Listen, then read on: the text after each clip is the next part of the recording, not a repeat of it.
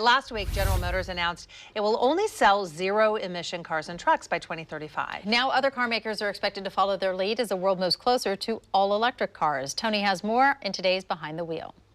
At the turn of the century, this horse-drawn fire engine was state-of-the-art for getting water to fire in the city of Portland.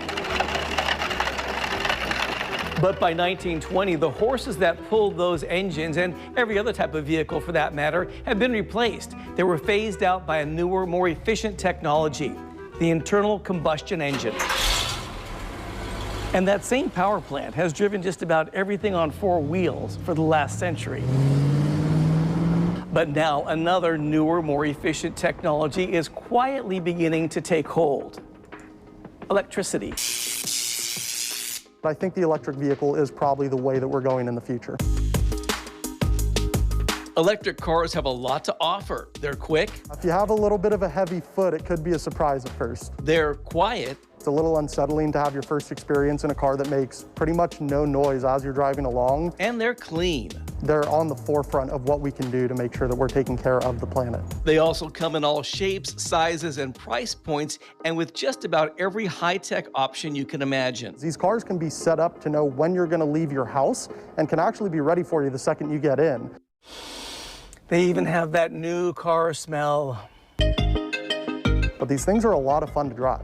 And check this out. Last year in Norway, 54% of all new cars sold were electric.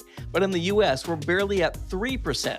Some say high prices and limited infrastructure are drawbacks, but all that will change as car makers increase their development and commitment. By about 2025, Audi wants about a third of their sold cars to be full electric. Other car makers are also increasing their production.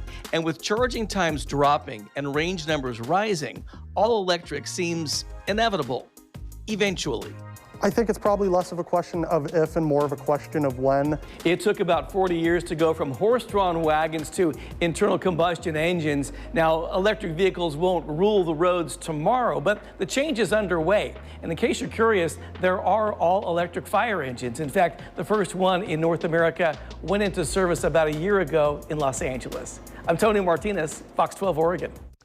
Boy, I've been intrigued by this whole thing for years now, especially because you get the best parking spots usually outside of stores now. All the charging stations are right there. And people always say, you know, what about if I go on a big road trip? Well, you know, the vast majority of people who hop in a car and go somewhere are going well under 200 miles, which is about the average range these days. So, and even with the longer road trips, a lot of these companies have their own infrastructure built in, so you can go cross country and back. I mean, it's not impossible to do it. So amazing. Changing quickly. About almost 25 years ago, I did a segment called The Gadget Guy. And they loaned me an electric car, and I drove it from downtown Portland to Beaverton, going over the West Hills. I watched the battery gauge go. I'm like, please, I'm in the far right lane going super slow. But they're getting better and cheaper, really quickly. Much better now. Wow. Yeah.